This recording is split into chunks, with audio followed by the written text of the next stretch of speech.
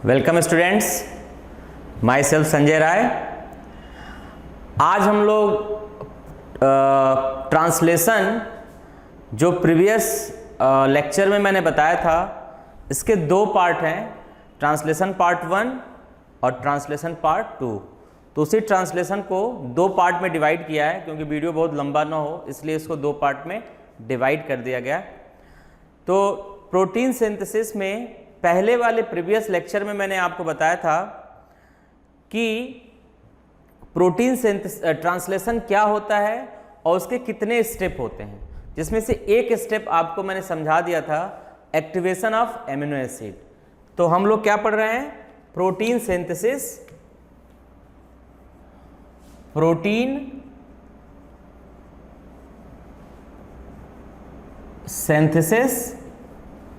और यहां इसका क्या है? पार्ट 2।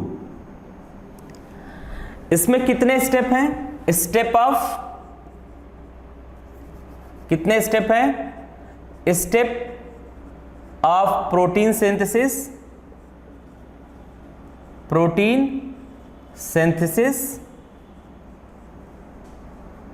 तो इसमें जो पहला स्टेप था वो मैंने आपको समझा दिया था, एक्टिवेशन ऑफ एमिनो एसिड। ये टॉपिक मैंने समझा दिया था। दूसरा स्टेप है initiation of protein synthesis.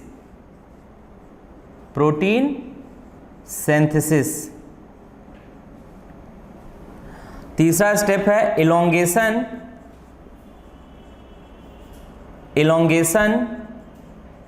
Of protein synthesis.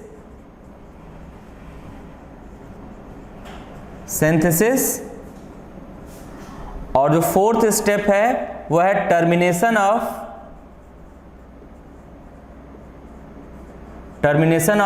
Protein synthesis.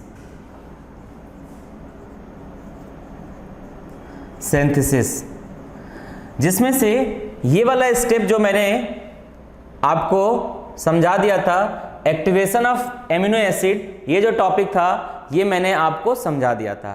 कैसे प्रोटीन सिंथेसिस क्या होता है, कैसे मैसेंजर आरएनए अपना coded information, messenger RNA DNA के कोडेड इन्फॉर्मेशन को लेकर आता है, ठीक, ये सारे प्रोसेस मैंने आपको समझा दिया था पूरा। अब आज हमको आपको समझाना है, ये पूरा प्रोसेस मैंने आपको समझा दिया था, और मैसेंजर आरएनए का रोल बता दिया था, राइबोसोम्स का रोल बता दिया था, ट्रांसफर आरएनए का रोल बता दिया था।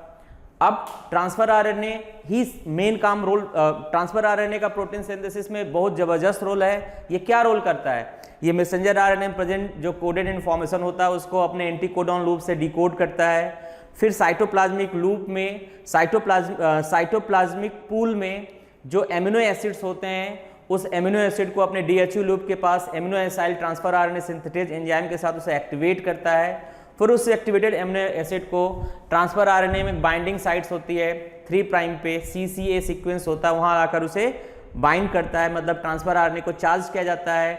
फिर वो चार्ज ट्रांसफर आरएनए उस एमिनो एसिड्स को लेकर आता है राइबोसोम्स पर। राइबोसोम्स जो होते हैं उसके 2 यूनिट्स होते हैं, ये सब भी बता दिया था कि अगर चाहे प्रोकैरियोटिक हो या यूकैरियोटिक हो, दोनों राइबोसोम्स के 2 सब यूनिट्स होते हैं। अगर प्रोकैरियोटिक का एग्जांपल दें तो प्रोकैरियोटिक राइबोसोम्स का जो स्मॉलर यूनिट्स होता है उसको 30S कहते हैं, और जो लार्जर यूनिट्स होता है उसको 50S कहते हैं।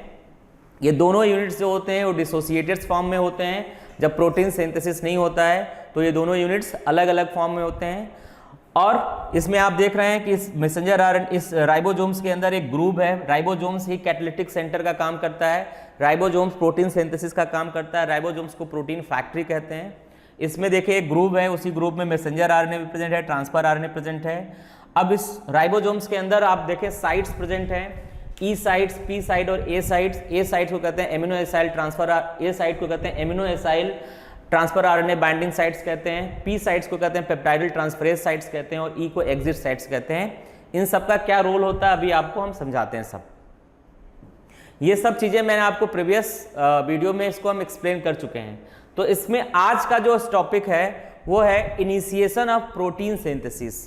पहला टॉपिक तो मैंने आपको समझा दिया था, तो आज का टॉपिक है initiation of protein synthesis. Protein synthesis का जो पहला स्टेप है एक्टिवेशन ऑफ एमिनो एसिड, ये एक्सप्लेन हो चुका है। अब है initiation of protein synthesis.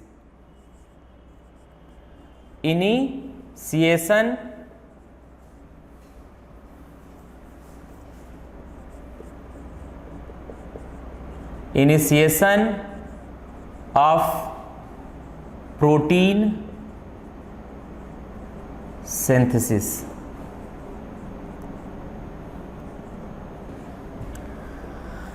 Protein synthesis को इनिशिएट के लिए क्या चाहिए कि प्रोटीन सिंथेसिस तब तक स्टार्ट नहीं होगा जब तक messenger RNA, protein synthesis does not start until the messenger RNA, transfer RNA and ribosomes complex ना बन जाए। जब तक इसका कॉम्प्लेक्स नहीं बनेगा, messenger RNA, transfer RNA, ribosomes complex का फॉर्मेशन नहीं होगा, तब तक प्रोटीन सिंथेसिस स्टार्ट नहीं होगा। We know the messenger RNA has a coded sequence for the protein for the amino acids.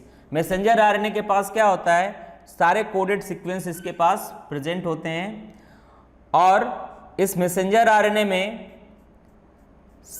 Protein के अंदर जो एमिनो एसिड का सीक्वेंस होगा उसकी इंफॉर्मेशन इस मैसेंजर आरएनए में प्रेजेंट है। ये मैसेंजर आरएनए है, इसका 5 प्राइम है और ये इसका 3 प्राइम है। ये मैसेंजर आरएनए में डीएनए ने ट्रांसक्राइब कर दिया और ट्रांसक्राइब करने के बाद जो भी पोस्ट ट्रांसक्रिप्शनल चेंज था वो होने के बाद this messenger RNA comes into the cytoplasm and it has a coded information for the amino acids. इसके पास एमिनो एसिड के लिए कोडेड इंफॉर्मेशन प्रेजेंट है। अब इस मैसेंजर आरएनए में क्लियर 2 रीजन प्रेजेंट होते हैं। एक रीजन इसके अंदर ऐसा होगा जो नॉन कोडिंग रीजन होगा इस मैसेंजर आरएनए में, एक ऐसा भी होगा रीजन जिसको हम क्या कहते हैं नॉन कोडिंग रीजन। यहाँ भी एक दोनों एंड पे कुछ ऐसे रीजन होंगे जो नॉन कोडिंग रीजन होंगे। UTR अनट्रांसलेटेड रीजन इधर भी प्रेजेंट होंगे और UTR अनट्रांसलेटेड रीजन इधर भी प्रेजेंट होंगे। दे आर नॉट ट्रांसलेट, वो ट्रांसलेट नहीं होंगे। जहां से ट्रांसलेशन स्टार्ट होगा ये कोडिंग रीजन है पूरा। इसमें पहला जो कोडॉन होगा वो होगा AUG और यहाँ जो लास्ट कोडॉन होगा वो होगा UAA, जिसको आप क्या कहते हैं स्टॉप कोडॉन कहते हो, स्टॉप कोडॉन कहते हो। तो ये मैसेंजर आरएनए है, इसी के पास सारी इंफॉर्मेशन प्रेजेंट है। अब प्रोटीन सिंथेसिस कौन करता है कि प्रोटीन सिंथेसिस का काम प्रोटीन फैक्ट्री जो है वो राइबोसोम्स है। प्रोटीन फैक्ट्री कौन है, राइबोसोम्स है। Ribosomes is called a protein factory and ribosomes messenger RNA bring the coded information of DNA into the cytoplasm for the protein synthesis. लेकिन समस्या क्या है कि मैसेंजर आरएनए ने डीएनए के कोडेड इंफॉर्मेशन को साइटोप्लाज्म में लेकर आया, लेकिन अभी भी क्या है ये जो प्रोटीन बनाने वाली फैक्ट्री है वो इस प्रोटीन बनाने वाली फैक्ट्री है जो साइटोप्लाज्म में 2 फॉर्म में प्रेजेंट है। इधर it present freely in the cytoplasm or it attached to the ER। दोनों 2 जगह हो सकता है, या तो साइटोप्लाज्म में फ्रीली अटैच्ड होगा या ER से अटैच्ड होगा। तो वो जो राइबोसोम्स है वो राइबोसोम्स ये मैसेंजर आरएनए से आकर अटैच्ड होता है। जब मैसेंजर आरएनए अपने डीएनए के कोडेड इंफॉर्मेशन को न्यूक्लियस से साइटोप्लाज्म में लेकर आएगा, साइटोप्लाज्म में जहां प्रोटीन बनाने वाली फैक्ट्री प्रेजेंट है, तो वो जो फैक्ट्री है वो फैक्ट्री उस राइबोसोम से आकर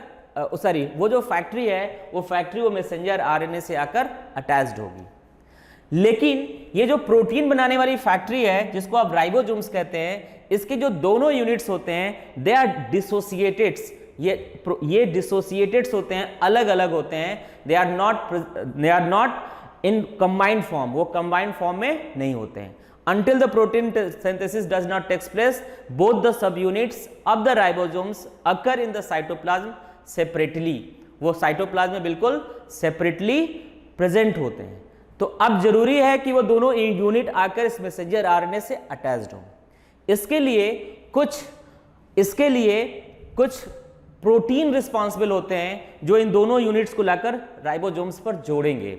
इसके लिए कुछ प्रोटीन रिस्पॉन्सिबल होते हैं जो इन दोनों यूनिट्स को क्या करेंगे, राइबोसोम्स पे जोड़ेंगे, इन दोनों ये दोनों जो राइबोसोम्स के जो अलग अलग यूनिट साइटोप्लाज्म में प्रेजेंट हैं, ये आकर मैसेंजर आरएनए से अटैच्ड होगा और ये अपने आप अटैच नहीं होगा। इसके लिए कुछ प्रोटीन्स रिस्पॉन्सिबल होते हैं। प्रोकैरियोट्स में उस प्रोटीन्स को कहते हैं, प्रोकैरियोट्स में वो जो प्रोटीन्स होते हैं उनको कहा जाता है IF1, IF2, IF3। ये क्या होते हैं? प्रोटीन्स होते हैं, proteins, and that help to binding the ribosomes at the messenger RNA। Messenger RNA में इस राइबोसोम्स की एक बाइंडिंग साइट्स होगी। मैसेंजर आरएनए में इस राइबोसोम्स की एक बाइंडिंग साइट्स होगी जो 5 प्राइम पे होगा। इस 5 प्राइम पे यहाँ एक रीजन होता है RBS। RBS को कहते हैं राइबोसोम्स बाइंडिंग साइट्स। तो राइबोसोम्स बाइंडिंग साइट्स, जिसको यही इसी राइबोसोम्स बाइंडिंग साइट्स पर ये राइबोसोम्स मैसेंजर आरएनए से अटैच्ड होगा। Ribosomes does not attach randomly at the messenger RNA. ये राइबोसोम्स इस मैसेंजर आरएनए से रैंडमली अटैच नहीं होगा, ये अटैच होगा जहां उसकी बाइंडिंग साइट्स होती है। और ये बाइंडिंग साइट्स प्रोकैरियोट्स अगर होगा तो जो राइबोसोम्स बाइंडिंग साइट्स होता है वो प्रोकैरियोट्स हो, चाहे वो यूकैरियोट्स हो, वो टुवर्ड द 5 रीजन होगा। तो प्रोकैरियोट्स में एक स्पेशल सीक्वेंस होता है जिसको हम साइन डेलग्रेनो सीक्वेंस कहते हैं। साइन डेलग्रेनो सीक्वेंस कहते हैं। ये जो सीक्वेंस होगा, ये सीक्वेंस पर आकर राइबोसोम्स अटैच्ड होगा। अब मैंने बताया कि राइबोसोम्स की दोनों यूनिट्स अलग अलग होती हैं। तो सबसे पहले इस राइबोसोम्स बाइंडिंग साइट्स, जहां एक स्पेशल सीक्वेंस है साइन डेलग्रेनो सीक्वेंस प्रोकैरियोट में, यहां सबसे पहले स्मॉलर सब यूनिट्स आकर अटैच्ड होता है। तो जो सीक्वेंस इसमें साइन डेलग्रेनो सीक्वेंस यहाँ जो प्रेजेंट होता है, जो राइबोसोम्स का, जो अगर हम प्रोकैरियोट की बात कर रहे हैं तो 30S में एक राइबोसोमल आरएनए होता है, 16S राइबोसोमल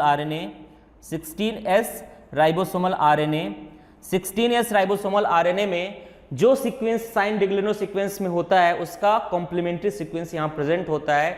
राइबोसोम्स का जो स्मॉलर सब यूनिट्स होगा 30S, उसके अंदर जो राइबोसोमल आरएनए होता है 16S राइबोसोमल आरएनए, इसका 5 प्राइम इसके 3 प्राइम से क्या होगा? आकर अटैच्ड होगा। जो सीक्वेंस इस साइन डेलग्रेनो सीक्वेंस में होगा उसका कॉम्प्लीमेंट्री सीक्वेंस इस 16S राइबोसोमल आरएनए में प्रेजेंट होगा।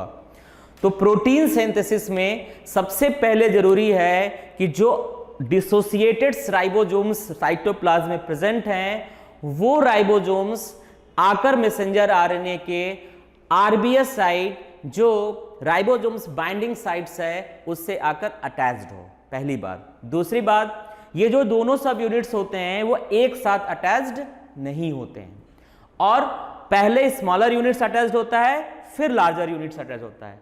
इस राइबोसोम्स बाइंडिंग साइट्स पर राइबोसोम्स मैसेंजर आरएनए से आकर अटैच्ड होगा, लेकिन दोनों यूनिट्स एक साथ अटैच्ड नहीं होंगे क्योंकि वो तो डिसोसिएटेड्स हैं। तो पहले स्मॉलर यूनिट्स अटैच्ड होगा and then larger units attached होगा। और ये अटैचमेंट अपने आप नहीं होगा, ये अटैचमेंट कुछ स्पेशल प्रोटीन्स होते हैं and cofactor like magnesium ions energy चाहिए, दैट इज कॉल्ड GTP।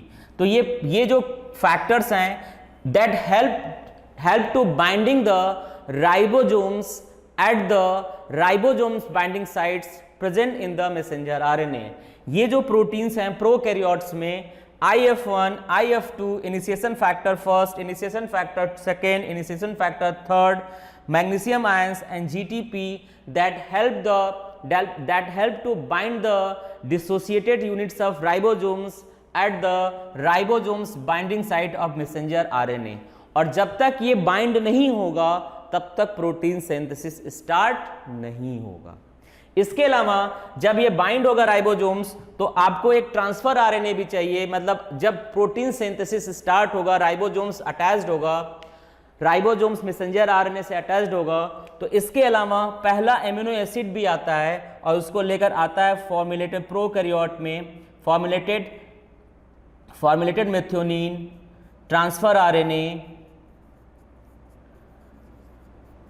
ये एमिनो एसिड्स, ये जो एमिनो एसिड्स होता है, ये amino acids along with also come along with ribosomes and then the complex is formed। जो कॉम्प्लेक्स बनेगा उस कॉम्प्लेक्स में कौन कौन होगा? उस कॉम्प्लेक्स में messenger RNA, transfer RNA, formulated transfer RNA, transfer RNA and ribosomes complex बनेगा। राइबोसोम्स कॉम्प्लेक्स बनेगा and then protein synthesis start होगा। इस कॉम्प्लेक्स को बनाने में हेल्प कौन करेगा? इस कॉम्प्लेक्स को बनाने में हेल्प करेगा IF1, IF2, IF3। ये इनिशिएशन फैक्टर्स होते हैं, मैग्नीशियम आयंस और एनर्जी चाहिए जो GTP प्रोवाइड करेगा। और यही अगर प्रोकैरियोट होगा तो जो इनिशिएशन फैक्टर होते हैं, सर यही जो अगर यूकैरियोट हो तो प्रोकैरियोट में तो ये इनिशिएशन फैक्टर हैं, लेकिन अगर यही यूकैरियोट होता तो जो इनिशिएशन फैक्टर हैं वो लगभग 10 तरह के होते हैं। और वो कौन कौन होंगे? EIF1, E मतलब यूकैरियोट्स, IF1, EIF2 वो 10 टाइप के होते हैं जो इनिशिएशन फैक्टर्स होते हैं। Initiation factor in eukaryotes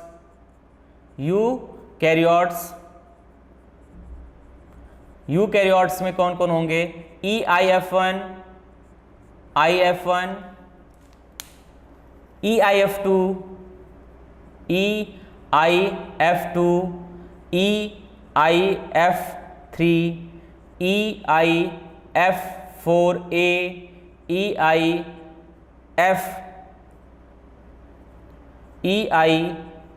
EIF4B,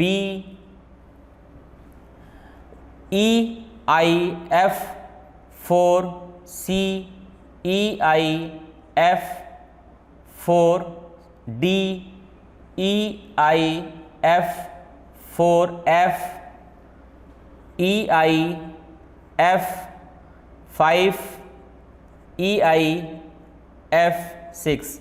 1 2 3 4 5 6 7 8 9 10। तो यूकैरियोट्स अगर होगा तो उस यूकैरियोट्स में जो इनिशिएशन फैक्टर्स होते हैं दे आर अबाउट 10 टाइप, 10 तरह के होते हैं, जिसमें से EIF2 and EIF2 is just like the IF2 and IF3। बिल्कुल IF1, IF2 और IF2 और IF3 की तरह ही होते हैं। IF3 को हम initiation factor as well as dissociation factor भी कहते हैं। तो आप लोग समझे कि जब इनिशिएशन होगा, प्रोटीन सिंथेसिस का इनिशिएशन होगा, तो ribosomes, messenger RNA, transfer RNA complex बनेगा और इस कॉम्प्लेक्स को बनाने में कुछ एक्स्ट्रा प्रोटीन हेल्प करते हैं, that is called initiation factor. Energy चाहिए, that is provided by GTP। Cofactors होता है, दैट इज मैग्नीशियम आयन। और जब ये कॉम्प्लेक्सेस बन जाते हैं तब जाके प्रोटीन सिंथेसिस की शुरुआत होती है। अब उसका डायग्राम हम आपको थोड़ा बताने की कोशिश करते हैं कि कैसे ये कॉम्प्लेक्सेस बनते हैं। जब तक ये कॉम्प्लेक्स नहीं बनेगा प्रोटीन सिंथेसिस स्टार्ट नहीं होगा। और इसमें बताया कि ये जो कॉम्प्लेक्स बनेगा तो सबसे पहले क्या होगा, मैसेंजर आरएनए के 5 प्राइम पर राइबोसोम्स बाइंडिंग साइट्स होती है। उस राइबोसोम्स बाइंडिंग साइट्स को RBS में कहते हैं। वहाँ एक स्पेशल सीक्वेंस होता है न्यूक्लियोटाइड को, जिसकी खोज साइन डैग्लेरनो ने किया था, इसलिए उसको कहते हैं साइन डैग्लेरनो सीक्वेंस। और उस सीक्वेंस का कॉम्प्लीमेंट्री सीक्वेंस राइबोसोम्स का जो स्मॉलर सब यूनिट्स होता है उसके अंदर जो 16 इयर्स राइबोसोमल आरएनए होता है, इसमें उसका कॉम्प्लीमेंट्री सीक्वेंस होता है।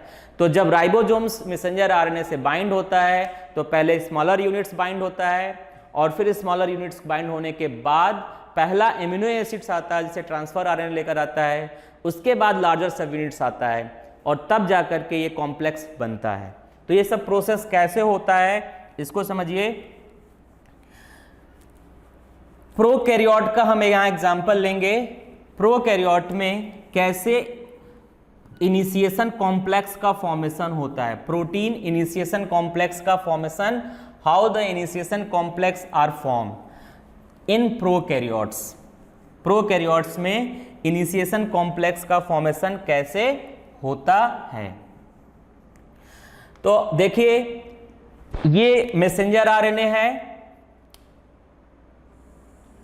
ये मैसेंजर आरएनए है और इस मैसेंजर आरएनए में राइबोसोम्स बाइंडिंग साइट्स प्रेजेंट होगी।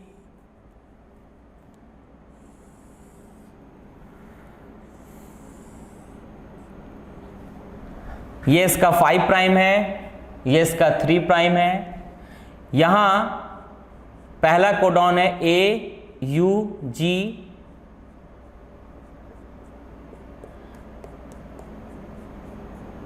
और यहां उसका स्टॉप कोडॉन है, जो भी स्टॉप कोडॉन है, 3 में से कोई भी एक स्टॉप कोडॉन यहां प्रेजेंट होगा।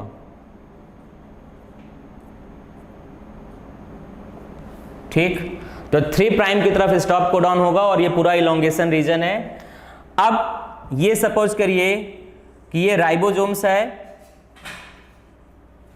ये राइबोसोम्स है, ये राइबोसोम्स है, राइबोसोम्स। प्रोकैरियोट की बात करें तो ये 30S है, स्मॉलर सब यूनिट्स है। एंड सबसे पहले क्या होगा, जब प्रोटीन सिंथेसिस होगा तो ये जो स्मॉलर सब यूनिट्स होता है, it attach to the messenger RNA. ये मैसेंजर आरएनए से अटैच्ड होगा और इसको मैसेंजर आरएनए से अटैच करने के लिए सबसे पहले एक इससे इनिशिएशन फैक्टर आके अटैच हो जाएगा जिसका नाम होगा IF3। IF3 को कहा जाता है initiation factor as well as dissociation factor. IF3 protein synthesis में दोनों फैक्टर को एसोसिएट भी करेगा और आफ्टर प्रोटीन सिंथेसिस दोनों फैक्टर को ये डिसोसिएट भी कर देगा, दोनों सब यूनिट्स को। तो IF3 attach to the smaller sub unit of ribosomes and it stables, इसको एक जगह स्टेबल करेगा in cytoplasm. And then the IF1 जो फैक्टर है initiation factor, it bring the smaller sub units at the 5 prime of the messenger RNA, 5 prime of the messenger RNA, ये smaller सब units आकर attached हो गया, 30S आकर यहां attached हो गया। इसके बाद क्या होगा, जब smaller सब units यहां आकर attached होगा तो उसके बाद क्या होगा, उसके बाद जो पहला एमिनो एसिड्स होता है वो एमिनो एसिड्स आएगा। ये जो पहला एमिनो एसिड्स होता है,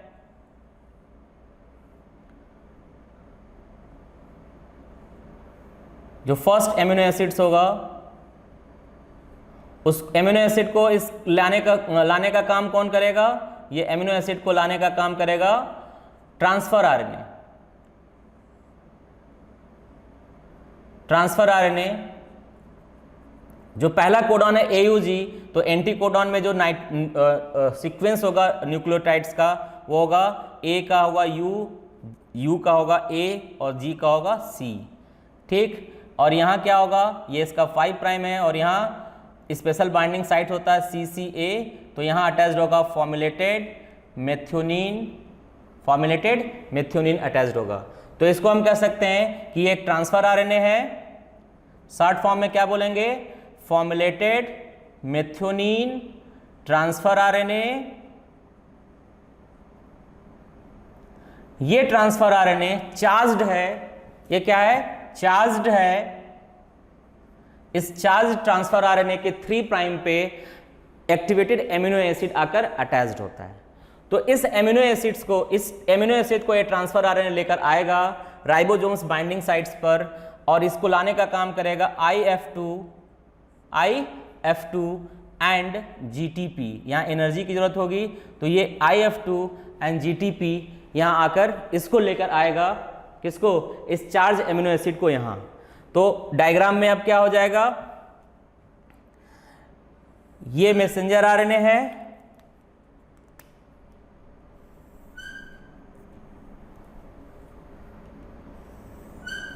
ये मैसेंजर आरएनए,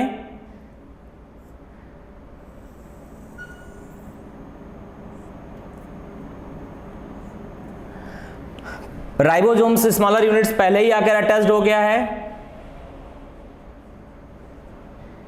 स्मॉलर यूनिट्स पहले ही आके अटैच्ड हो गया 30s। अब क्या होगा, पहला एमिनो एसिड आके अटैच्ड हुआ,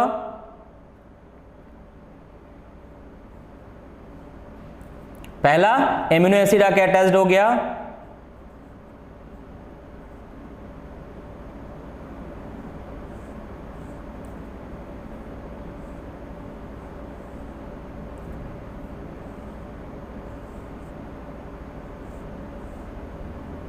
ये एमिनो एसिड्स है और ये क्या लेकर आ रहा है, ये लेकर आ रहा है फॉर्मुलेटेड मेथियोनिन को लेकर आ रहा है। इसका ये 5 प्राइम है, ये 3 प्राइम है, ये ट्रांसफर आरएनए हो गया। ये कौन लेकर आया, ये लेकर आया initiation factor second and GTP. तो अब क्या बन गया, इस मैसेंजर आरएनए के 5 प्राइम पे जो राइबोसोम्स बाइंडिंग साइट्स है वहां सबसे पहले इनिशिएशन फैक्टर IF1 और IF3 ने स्मॉलर सब यूनिट्स को लेकर आया। उसके बाद क्या हुआ, initiation factor second and GTP ने क्या किया, फर्स्ट एमिनो एसिड, पहला एमिनो एसिड को लेकर आया, लेकिन ये एमिनो एसिड लेकर कौन आएगा, ट्रांसफर आरएनए। तो चार्ज ट्रांसफर आरएनए कर सकते हैं, चार्ज ट्रांसफर आरएनए। इस पे जो पहला एमिनो एसिड है प्रोकैरियोट में फॉर्मुलेटेड मेथियोनिन्स होता है, तो उसको लेकर आया राइबोसोम्स बाइंडिंग साइट्स पर। अब क्या होगा, ये सपोज करो ये लार्जर सब यूनिट्स हैं, लार्जर सब यूनिट्स होता है, इसमें 3 साइट्स प्रेजेंट होंगे, 3 साइट्स प्रेजेंट होगा इसमें, एक होगा E साइट्स, दूसरा होगा P साइट्स और दूसरा होगा A साइट्स। तो ये क्या है, 50s राइबोसोम्स है, अभी इससे अटैच नहीं हुआ है। तो जब स्मॉलर सब यूनिट्स और पहला एमिनो एसिड मैसेंजर आरएनए पर आ जाता है, then this larger subunits come at the messenger RNA binding site with the help of cofactor magnesium ions and make, जब यहाँ आएगा तो आने के बाद क्या होगा, 30s 50s और ट्रांसफर आरएनए का एक कॉम्प्लेक्स बन जाएगा। जीटीपी जो है यह हाइड्रोलाइज हो जाएगा and it release the, GTP जैसे हाइड्रोलाइज होगा, जैसे ये अटैच्ड होगा तो यहाँ से सबसे पहले IF3 रिलीज हो जाएगा।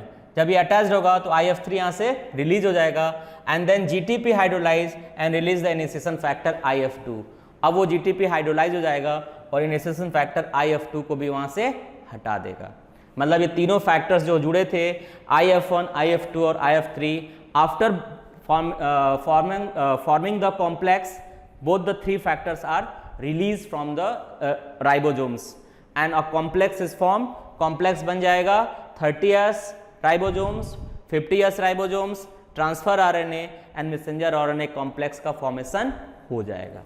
अब याद रखिएगा, जो पहला एमिनो एसिड्स होता है इट ऑलवेज हमेशा ट्रांसफर आरएनए ही लेकर आएगा। ट्रांसफर आरएनए क्या करेगा, इस मैसेंजर आरएनए के अंदर जो कोडॉन्स हैं उसको अपने एंटी कोडॉन आरएनए से क्या करे, एंटी कोडॉन लूप से उस कोडॉन्स को डिकोड करेगा और डिकोड करने के बाद चार्ज्ड एमिनो एसिड को इस राइबोसोम्स पर लेकर आएगा।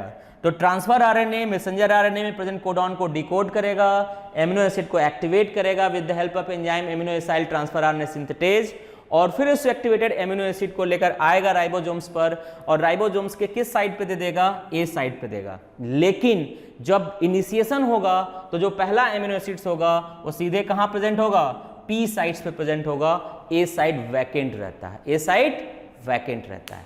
Is that clear? तो यही है इनिशिएशन ऑफ प्रोटीन सिंथेसिस। एक बार जब कॉम्प्लेक्स बन जाता है तब क्या होता है, अब दूसरा काम होता है एलोंगेशन, मतलब प्रोटीन सिंथेसिस का स्टार्ट हो गया। अब अगले डायग्राम में क्या होगा, ये पूरा का पूरा स्ट्रक्चर यहां फिट हो जाएगा और ये कॉम्प्लेक्स बन जाएगा, मतलब राइबोसोम्स आकर यहां अटैच्ड हो जाएगा और राइबोसोम्स अटैच्ड होगा तो ये यहां उसका ई साइट्स होगा, यहां पी साइट्स होगा और यहां ए साइट होगा और ये कॉम्प्लेक्स बन जाएगा। Once the complex is form the protein synthesis is start. ठीक, तो प्रोटीन सिंथेसिस स्टार्ट करते वक्त ही आप देखिए दो मॉलिक्यूल एटीपी खर्च हो चुका, एक एटीपी और एक JTP. Protein synthesis is highly energy consuming process.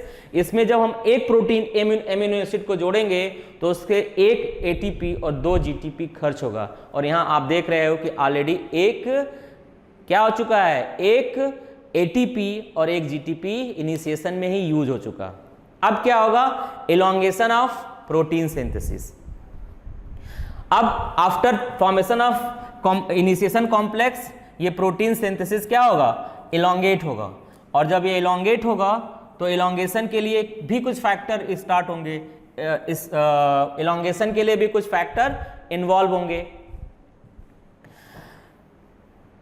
एक बार फिर बता दूं आपको, प्रोटीन सिंथेसिस में मैसेंजर आरएनए केवल कोडेड सीक्वेंस को लेकर आता है, डीएनए को, और जो कैटलिटिक साइट्स है उस कैटलिटिक साइट्स में जो कैटलिटिक सेंटर है वो है ribosomes. Ribosomes is a factory which make the peptide bond between the amino acid. लेकिन एमिनो एसिड लाने का काम कौन करेगा, according to the messenger RNA sequence, वो ट्रांसफर आरएनए करेगा।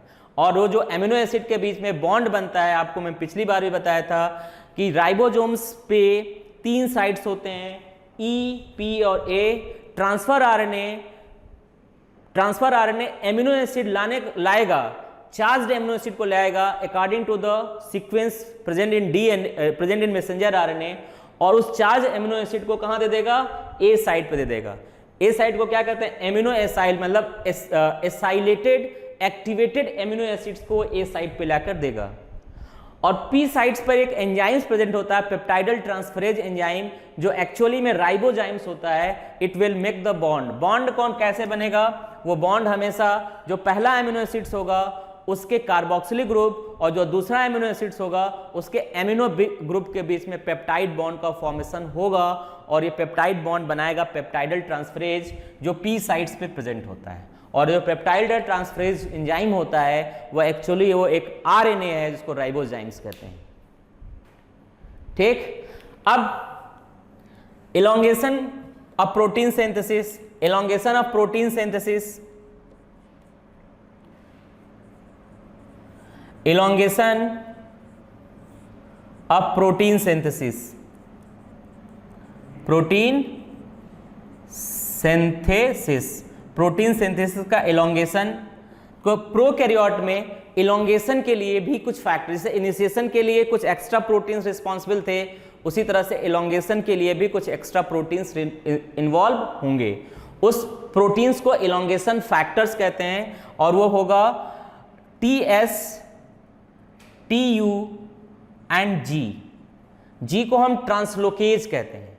अब अगर इसके आगे हम जोड़ दें EF TS, तो इलोंगेशन फैक्टर, टेम्परेचर, S का मतलब होता है स्टेबल, T का मतलब टेम्परेचर, E का मतलब इलोंगेशन, F का मतलब फैक्टर। इलोंगेशन फैक्टर और ये टेम्परेचर स्टेबल है। दूसरा क्या होगा, इलोंगेशन फैक्टर टेम्परेचर अनस्टेबल होगा, और दूसरा क्या होगा, इलोंगेशन फैक्टर G। इसको हम ट्रांसलोकेज भी कहते हैं। ये सब प्रोटीन्स हैं that help in elongation of protein synthesis. जो पॉलीपेप्टाइड चेंज होगा उसे इलोंगेट करेंगे। अब सबसे पहले देखिए, जब इलोंगेशन होगा तो हर बार क्या होगा, हर बार जो एमिनो एसिड्स, जो मैसेंजर आरएनए होगा, ये मैसेंजर आरएनए है, तो मैसेंजर आरएनए जो पहला कोड था 5 प्राइम पे, ये AUG था। अब दूसरा कोड भी होगा उसमें, सपोज करो दूसरा कोड CCC है और ये प्रोलीन को कोड करता है, तो सपोज करो दूसरा कोड CCC है, ये प्रोलीन को कोड करता है। तो इस मैसेंजर आरएनए को, इस कोड को डिकोड कौन करेगा, इस कोड को कोई दूसरा ट्रांसफर आरएनए डिकोड करेगा, इसको कोई दूसरा ट्रांसफर आरएनए डिकोड किया था। इसका मतलब हर एमिनो एसिड के लिए एक स्पेसिफिक ट्रांसफर आरएनए होगा, और वो अपने एंटीकोडॉन रूप से मैसेंजर आरएनए के इस कोड को डिकोड करेगा। ठीक, अब जब ट्रांसफर आरएनए ने इस कोड को डिकोड कर लिया तो ये एमिनो एसिड साइटोप्लाज्मिक पूल में प्रेजेंट होगा, और ठीक वही प्रोसीजर जब साइटोप्लाज्मिक पूल में प्रेजेंट होगा तो amino acyl transfer RNA synthetase enzyme से उस एमिनो एसिड को पहले एक्टिवेट किया जाएगा, और फिर इस एक्टिवेटेड एमिनो एसिड को राइबोसोम्स के बाइंडिंग साइट्स पर लाकर जोड़ दिया जाएगा, तो वो ट्रांसफर आरएनए चार्ज हो जाएगा। अब वो चार्ज्ड ट्रांसफर आरएनए उस पर्टिकुलर एमिनो एसिड को कहां लाएगा, जो राइबोसोम्स का आपने कॉम्प्लेक्स बना लिया है उसके ए साइट्स पे लेकर आएगा। लेकिन सबसे इसके लिए क्या होगा, उसके लिए सबसे पहले इलोंगेशन फैक्टर EF-TU, ये जो इलोंगेशन फैक्टर होता है, ये elongation factor charge transfer RNA को राइबोसोम्स कॉम्प्लेक्स पर लाने का काम करेगा। ये जो फैक्टर्स है इलोंगेशन फैक्टर TU, ये अलोंग विथ GTP, ये इलोंगेशन फैक्टर TU ये सबसे पहले लाने का काम करेगा। तो क्या करेगा, सबसे पहले का EF-TU and GTP make the complex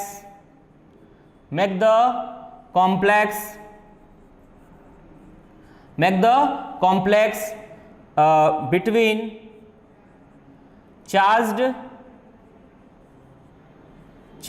transfer RNA and GTP. EF-TU elongation factor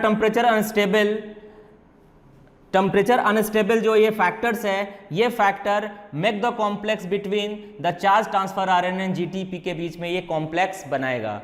मतलब ये जो इलोंगेशन फैक्टर्स है, अभी आपने देखा कि जब इनिशिएशन हो रहा था तो initiation factor 2 it bring only the formulated methionine, ये क्या कर रहा था, वो उस ट्रांसफर आरएनए को लेकर आ रहा था जिसके पास फॉर्मुलेटेड मेथियोनिन है। लेकिन जो ये इलोंगेशन फैक्टर है it bring all the other transfer RNA, all the other charge transfer RNA, सारे ट्रांसफर आरएनए को लाने का काम ये करेगा।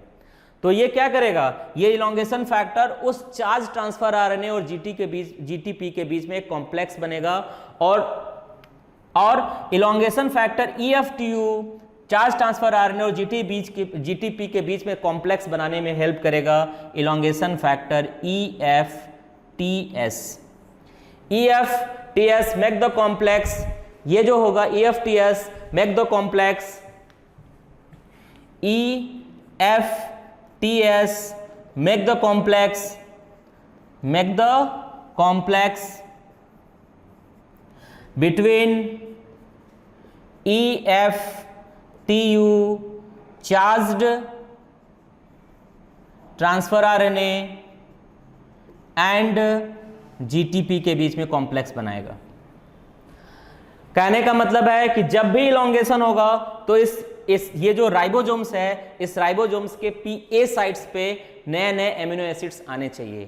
तो एमिनो एसिड लाएगा कौन, वो एमिनो एसिड लेगा ट्रांसफर आरएनए, लेकिन किसके हेल्प से लाएगा, एक इलोंगेशन फैक्टर के हेल्प से ले आएगा। और वो इलोंगेशन फैक्टर कौन है, EF-TU ये फैक्टर है। तो ये फैक्टर उस चार्ज ट्रांसफर आरएनए से अटैच्ड होगा along with GTP और ये सारा काम किसके प्रेजेंस में होगा, EF-TS के इलोंगेशन फैक्टर टेम्परेचर स्टेबल के फैक्टर के प्रेजेंस में होगा। उसके बाद वो ट्रांसफर आरएनए उस एमिनो एसिड को लेकर आएगा राइबोसोम्स के A साइट्स पर, लेकर आएगा। और ऑलरेडी राइबोसोम्स के P साइट्स पे क्या प्रेजेंट है, ऑलरेडी राइबोसोम्स के P साइट्स पे एक एमिनो एसिड प्रेजेंट है जिसका स्ट्रक्चर ऐसा होगा, जो P साइट्स पे एमिनो एसिड होगा उसका ये एमिनो ग्रुप होगा, ये एमिनो एसिड ऑलरेडी क्या होगा, P साइट्स पे प्रेजेंट होगा। ये पहला एमिनो एसिड है, it will present at the P sites. ये फर्स्ट एमिनो एसिड है, ये P साइट्स पे प्रेजेंट होगा। और ये जो P साइट्स पे प्रेजेंट होगा तो अब क्या होगा, आपको मैंने बताया था कि जब इनिशिएशन कॉम्प्लेक्स बनेगा तो जो पहला एमिनो एसिड आएगा वो P साइट्स पे ही आएगा। अब जब दूसरा एमिनो एसिड से इलोंगेशन फैक्टर EF-TU लेकर आ रहा है तो कहां चला जाएगा, A साइट्स पे। ये कहां प्रेजेंट है, first amino acid present at the P sites. जो दूसरा एमिनो एसिड आएगा वो कहां आएगा, A साइट्स पे आएगा। तो उसके एमिनो ग्रुप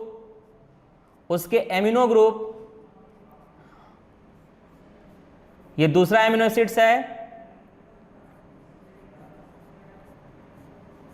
और ये पहला एमिनो एसिड है, ये दूसरा और ये पहला है। तो दोनों के बीच में क्या होगा, बॉन्ड बनेगा। तो जो पहला एमिनो एसिड है जो P साइट्स पे प्रेजेंट है और ये A साइट्स पे प्रेजेंट होगा, यहां अब बॉन्ड बनेगा। इसका कार्बोक्सिलिक ग्रुप से OH और इसके S से H निकलेगा, एक मॉलिक्यूल वाटर बाहर निकल जाएगा और यहां बन जाएगा यहां बन जाएगा पेप्टाइड बॉन्ड,